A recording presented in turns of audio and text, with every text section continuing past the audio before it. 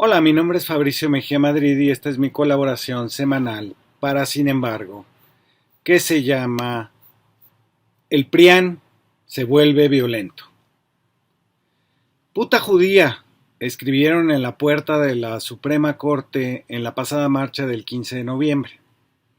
Una mujer que participaba en la marcha expresó: no quiero que mis impuestos se los regalen a los niños o a las que se embarazan.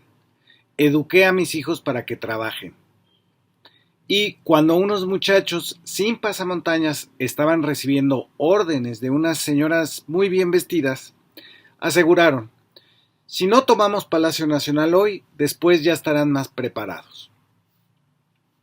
Estas tres frases definen lo que ocurrió y vimos todos. El PRIAN organizó una marcha para darle cobertura a un ataque violento contra el Palacio Nacional. Los marchistas pueden ser los mismos del Frena, la Marea Rosa o los mítines de Xóchitl Gálvez, pero algo ha cambiado. Mientras en anteriores demostraciones los grupos violentos fueron infiltrados, ahora están siendo convocados por el PRIAN, usados para una fotografía que pudiera ser evidencia de la represión de un gobierno autoritario o de una narcodictadura, y con ello facilitar una intervención de Estados Unidos en nuestro país. Cumpliendo con su compromiso, al día siguiente Donald Trump dijo justo eso: vi lo que pasaba en la Ciudad de México y me preocupó. No importó, por lo tanto, que solo llegaran 17,000 furiosos terceredatarios, que se olvidaran a la mera hora de que iban a utilizar el asesinato de un alcalde en Uruapan, o que otra vez no tuvieran demandas ni proyecto nacional y que acabaran estrellándose contra una barda para demostrar su exasperación. No importaba ni el número de manifestantes, ni las consignas, ni lo que demandaban. Lo único que importó fue la foto del gas de los extinguidores en el aire del Zócalo para provocar que corresponsales gringos, rusos y españoles pudieran decir que había un gobierno represor y por tanto una exigencia real para la deposición de la presidencia más votada en la historia de México. La marcha fue un cobijo para las acciones violentas que pudieran ser televisadas y transmitidas. Eso fue. No hay más ahí, ninguna profundidad, ni indignación justificada, ni política de ningún tipo. Solo violencia para ser difundida en el exterior. Pero lo que queda claro es que el PRIAN ha optado por la violencia y esta proviene de una nata ideológica simbolizada por esas tres frases que dije al principio. Esta columna trata sobre esto: cómo el PRIAN se transformó en un agente de violencia abrazando a la xenofobia, el relato libertario contra el Estado y sus programas sociales y contra la democracia, que hasta la campaña de Xóchitl Gálvez del narcoestado habían dicho ellos que les interesaba como forma para dirimir los conflictos. No, ahora lo que tenemos es un PRIAN racista, odiador de los demás y antidemocrático. Empecemos por algunas definiciones. Primero, la ultraderecha, al igual que la derecha tradicional, cree que todas las desigualdades son naturales y que por tanto el Estado no debe hacer nada para reducirlas. Por eso no cree en los programas sociales. El pobre es pobre porque quiere, o no sabe competir, o es menos emprendedor o talentoso. La mujer es violentada porque lo provoca y no puede decidir sobre su propio cuerpo. Los indígenas no han querido asimilarse al resto y por eso están marginados.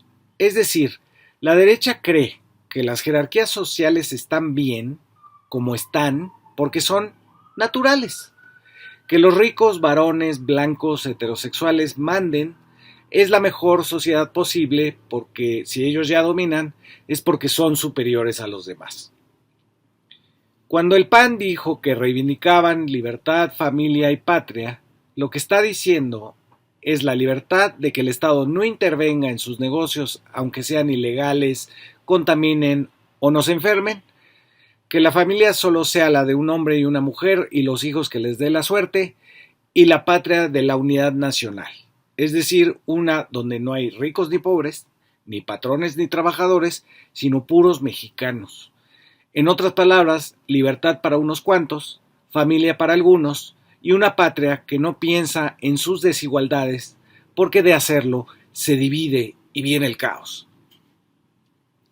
Pero la ultraderecha va un paso más allá de la simple derecha, porque es antidemocrática. Odia que el pueblo decida, es decir, a las mayorías, a las que considera ignorantes, manipulables y caprichosas. Pero odia también a las minorías, que a su juicio han ido ganando derechos que no les corresponden. Están en contra de los derechos de los géneros, mujeres o LGTB y más. Están en contra de los derechos de los más pobres, de los jóvenes, los ejidatarios, los pescadores, los olvidados en 30 años de neoliberalismo. Según ellos, los ninis o las que se embarazan, como dice la señora prianista, no deberían de tener ninguna ayuda del Estado porque es su culpa, su destino. A este desprecio a los más vulnerables, sean jóvenes, mujeres, diversos en sexualidad, campesinos, le agregan la idea de que para que haya justicia no es necesario el Estado de Derecho, sino el uso desproporcionado de la fuerza. Para ellos los delincuentes deberían ser ejecutados sin investigación ni juicio alguno. La ultraderecha piensa que los pobres son culpables hasta que se les demuestre lo contrario, mientras que los ricos no son solo eternamente inocentes, sino que deben de ser protegidos. Al no creer en el Estado, porque nuestras desigualdades son naturales, la ultraderecha plantea un espacio de conflicto no entre trabajadores y patrones, ricos y pobres, sino entre todos contra el Estado, al que llaman parásito, porque cobra impuestos e invierte dinero público en los más vulnerables. Así, un empresario billonario como Salinas Pliego y un desempleado, como asumo que eran los chavos que trataron de incendiar el Palacio Nacional y la Suprema Corte, ocuparían un mismo espacio político contra el malvado Estado que no los deja ser libres. Pero hay algo más que agregar y es el uso de la retórica antiprogresista como si eso fuera rebeldía. Para la ultraderecha usar un lenguaje de odio, es decir, insultar a los grupos más vulnerables para decir que eso es hablar con la verdad y ser sincero. De ahí que tan importante que los jóvenes sepan que ayudar a la ultraderecha no es ser rebelde, sino regresar a las jerarquías de siempre que hicieron de México el país de unos cuantos. Ahora bien, la opción ideológica que ha abrazado el PRIAN es la de la ultraderecha más dura que existe. Es xenófoba y racista porque se concibe como una casta superior que es todo México, y los pobres o los migrantes no son México. Los judíos no son México, los morenos no son México. Ya desde el gobierno espurio de Felipe Calderón y García Luna se asociaba a las clases bajas con la criminalidad y la delincuencia. Ahora, con la ultraderecha, esa asociación se intenta contra un partido político, Morena. Por otra parte, el sesgo catolizante que viene desde la fundación del PAN en 1939 se ha exaltado sin vergüenza desde la candidatura de Xóchitl Gálvez, cuando ella quiso monopolizar su contacto con el Vaticano, usó a ciertos curas odiadores a su favor y hasta quiso apropiarse de la Virgen de Guadalupe. Una y otra vez acusaron el origen familiar de la entonces candidata de Morena, hoy la presidenta más votada de la historia, para crear desconfianza y rechazo. Es la misma táctica de la ultraderecha trompista cuando insistían en que Barack Obama era árabe y no afroamericano. Esa misma ultraderecha es, además de xenófoba y racista, antidemocrática, porque piensa que, como la mayoría ha votado por Morena, la democracia ya no funciona y habría que reemplazarla por un organismo autónomo.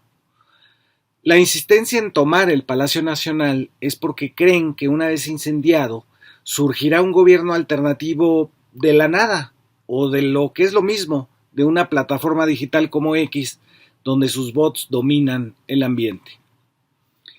Es crucial entender esta diferencia entre un PAN que acudió a elecciones desde 1939 y solo falló cuando el PRI propuso a José López Portillo en 79, y este otro, que reivindica una ultraderecha ideológica o cultural, como ellos dicen, pero sostiene que no hay que convocar a la revocación de mandato de Claudia Sheinbaum, sino incendiar el Palacio Nacional. Hay un cambio de eje que avisa su antidemocracia y su intención de usar la violencia para imponerse sobre una mayoría pacífica que hasta el momento tiene un partido como garantía de transformación nacional. Para el PRIAN ya no hay que llamar a las elecciones, sino al golpe de Estado. Dice Jorge Romero que no dijo cuando lo dijo el 10 de junio pasado con Azucena Uresti en Radio Fórmula. Dijo: lo que nos falta a la oposición es literalmente la violencia, si es que alguien en la oposición lo va a decidir. La frase lo dice, lo de la violencia, y también que alguien estaba pensando en decidirla. Muy probablemente es el PRI de Alito Moreno, que hasta en el Senado ha usado la violencia física. Pero no importa que después haya dicho que no lo dijo. El punto es lo que hicieron el 15 de noviembre al convocar a un grupo que no es el bloque negro del 2 de octubre, sino otro distinto, que no se encapuchó y que llegó decidido a reproducir para las cámaras una destrucción como la de Nepal. Como esos nepalíes, esta nueva fórmula neofascista que ha tomado la oposición mexicana no quiere un sistema democrático, sino uno que favorezca a sus intereses, como sería no pagar impuestos, poder sobreexplotar a sus trabajadores y que las jerarquías nunca cambiaran en su contra. Otro cambio de eje es el que tuvo el individualismo y el crédito meritocrático. El PRIAN ha logrado convertir a ciertas personas en agentes políticos a partir de su aversión a la justicia social. Son personas que no creen en lo colectivo ni en la patria como expresión política de la ampliación de la democracia y que por el contrario atribuyen alguna de las transformaciones en sus existencias como algo que se debe exclusivamente a sus propios méritos. Quienes experimentaron alguna mejora en su estatus económico o educativo se hicieron renuentes a reconocer que esa mejora se debe a políticas públicas o que el resto de la población contribuyó con su trabajo a que tuvieran esa nueva posición u oportunidad. La idea de que no le deben nada a nadie, que todo es por su propio mérito y esfuerzo, encubre un resentimiento contra los que obviamente tienen un programa social detrás y a la estructura del Estado, como ellos mismos, pero mucho más transparente. Los que sí reciben su ayuda a los cuatro vientos resultan los chivos expiatorios del rencor de una clase media que se convence todos los días que lo suyo fue por puro esfuerzo y talento, y no como ocurre, basado en relaciones familiares, origen, educación privada, oportunidades laborales por color de piel, clase social, género y región geográfica. Al no reconocerlo, se los niega a los demás, que se le aparecen como el doble, el espejo embrujado de lo que saben que les ocurrió. Para ellos, los derechos sociales son inmerecidos para sus beneficiarios y hasta una especie de competencia desleal para las clases medias tan abnegadas y cuya principal preocupación es que no los confundan con las clases bajas. No hay ahí una demanda o una indignación política. Es un rencor simbólico a lo que pensaron que eran sus vidas. Ascender de clase social, blanquear a la descendencia, seguir siendo varones y mujercitas y estar más ligados en la conciencia a McAllen o a Miami que a sus respectivos códigos postales. Por eso no entienden la traición a la patria que implique pedirle a Donald Trump que intervenga con los marines estadounidenses en nuestro país. El último cambio sobre el que quiero poner atención es al del llamado bloque negro. Como ya dije, este había hecho acto de presencia enmascarado. Se alineaba en las orillas de las protestas para colarse y después incendiar, romper y destruir. Muchos desde la izquierda buenondita les atribuyeron rasgos políticos al inventarse una indignación y una impotencia que no eran explícitas porque jamás tuvieron demandas concretas. Ahora hacen lo mismo los buenonditas, justifican esa hostilidad con alguna extraña relación electoral que no se sostiene. Lo que vimos fue otro grupo, no al bloque negro.